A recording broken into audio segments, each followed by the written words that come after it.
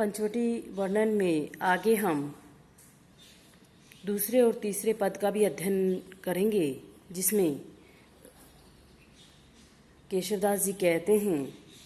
कि फल फूलनि पूरे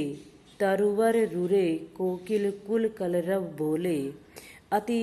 मत मयूरी पिय रसपूरी वन वन प्रति नाचती डोले सारी सुख पंडित गुणगण मंडित भावनामय अर्थ बखाने देखे रघुनायक सीय सहायक मनहु मदन रति मधु जाने। इस पद में कवि कहना चाह रहे हैं कि ये जो प्रस्तुत पद है या प्रस्तुत काव्य जो है हमारी पाठ्यपुस्तक में संकलित केशवदास के द्वारा रामचंद्रिका के पंचवटी वर्णन से लिया गया है या उससे उद्धृत है। इसमें पंचवटी की शोभा का वर्णन करते हुए कवि कह रहे हैं कि यहाँ पर इस पंचवटी की जो प्राकृतिक शोभा, इसकी प्राकृतिक छटा वो अत्यंत आकर्षक है।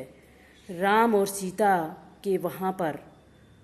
पहुँचने से उस पंचवटी की शोभा जो है और अधिक बढ़ जाती है। इसी की विशेषता का वर्णन करते हुए कवि कह रहे हैं कि पंचवटी में फल फूलनि पूरे, अर्थात इस पंचवटी में सभी फल फूलनि पूरे और वो पूरी तरह से फूलों से लदे हुए हैं। तरवर रूरे, और वहाँ पर जो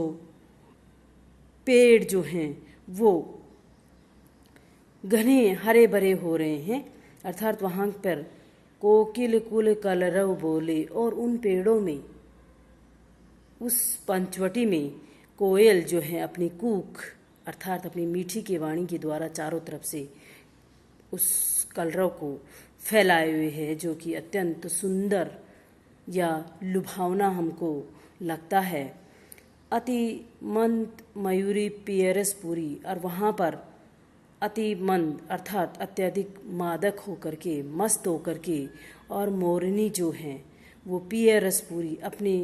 उस प्रियतम रस में डूब करके और वहाँ पर नाच रही है। अर्थात एक मोर मोरनी का जोड़ा जो है अपने उस आनंद और उल्लास के साथ वहाँ पर नृत्य कर रहे हैं। वन वन प्रति नाचत डोले, और इस वन में अर्थात जगह जगह पर वो अपने पंख फैलाती हुई आनंदित हो करके इधर से उधर नाच रही है। सारी सुख पंडित गुण गण मंडित, वे सभी इस पंचवटी में यहाँ पर मैना, तोता और मनुष्यवाणी अर्थात गुण गण मंडित, अर्थात मनुष्य भी अपनी उस मीठी मधुर वाणी में अपने भजन कीर्तन इत्यादि कर रहे हैं। भावनामय अर्थ बखाने, और वे सभी अपनी अपनी भावनाओं के अनुकूल होकर के और अपने अपने जीवन का अर्थ का बखान कर रहे हैं, अर्थात अपने अपने गुणों का बखान कर रहे हैं। देखे रघुनायक सीय सहायक, इस तरह से इस शोभा वातावरण में, इस पवित्र वातावरण में, इस शांतिपूर्ण वातावरण में सीता के साथ राम जो ऐसे शोभायमान हो रहे हैं, मनहु मानो मदन रति मधु जाने, कि कामदेव और रति अपने जीवन का रस का भोग करते हुए इस अमृत को प्राप्त कर रहे हो। मधु जाने, मधु का मतलब होता है बसंत, अर्थात मानो कामदेव और रति जो है इस बसंत ऋतु के आनंद का जो है लाभ उठा रहे हों। यहाँ सीता और राम ऐसे सुशोभित हो रहे हैं। इसलिए इस पंचवटी में सीता और राम के आने से इसकी प्राकृतिक शोभा, इसकी सुंदरता और वहाँ पर निवास करने वाले पशु पक्षियों के कारण और अधिक बढ़ गई है, जो कि अपने आप में आनंद देने वाली है। दूसरा पद है आपका सब जाति फटी,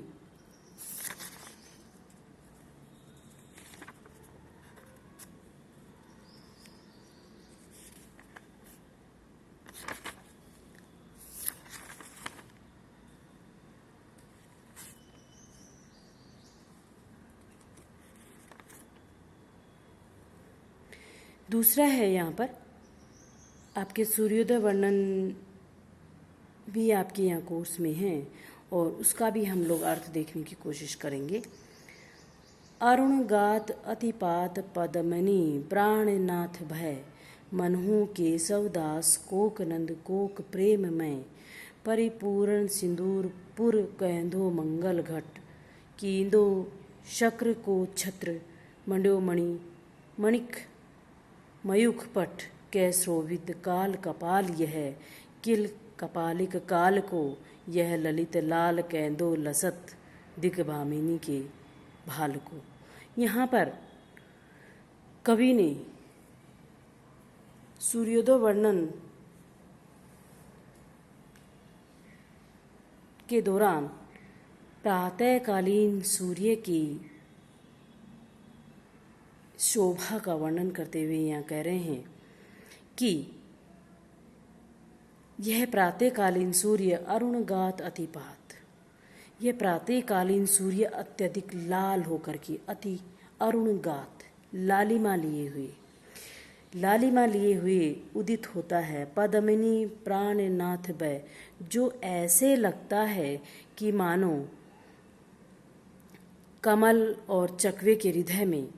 मनहु, मानो केशवदास जी कह रहे हैं, कोक नंद कोक प्रेम ने, अर्थात ऐसा प्रतीत होता है कि कमल और चकवा के हृदय में जो प्रेम उमड़ करके और बाहर आ जाता है। पद्मिनी प्राणनाथ में, अर्थात यहाँ पर उनका प्रेम जो है उमड़ करके बाहर आ जाता है। और परिपूर्ण सिंदूर पूरे केंदो मंगल घाट, या कोई मंगल घाट है जो पूरी तरह से सिंदूर से लाल हुआ या सिंदूर से लिपा हुआ मालूम होता है। अथवा कींदो शक्र को है छत्र, अर्थात ऐसा लगता है कि देवराज इंद्र का जो छत्र है वह मंड्यो मणिक मयूख पट, जो मणियों की किरणों से बने हुए वस्त्र से बनाया गया हो, अर्थात कै श्रोणित काल कपाल ये, या फिर काल रूपी कपालिक, काल के हाथ का कपाल हो, अर्थात खून से भरा हुआ एक पात्र हो, किल कपालिक काल को। और फिर वो जो काल है, अर्थात यह पूर्व दिशा रूपी, यह ललित लाल कींदो लसत है, अर्थात यह दिशा रूपी स्त्री, ऐसे लगता है कि जैसे नायिका या फिर वो स्त्री अपने मस्तक पर लाल सिंदूर दिग्भामिनी के भाल, अर्थात उसका जो मस्तिष्क है वो लाल सिंदूर से पोत दिया गया है। इसमें कवि ये कहना चाह रहा है कि जो उसकी सूर्य की जो लालिमा है वो इतनी अधिक लाल है कि अनेक अलग अलग बिंदुओं के आधार पर या अलग अलग उपमानों के आधार पर उसकी यहाँ कल्पना कवि करते हैं। इसलिए यहाँ पर विशेष रूप से हम कह सकते हैं कि केशवदास ने श्रोणित कलित कपाल यह किल कपालिक काल को वर्णन में जो है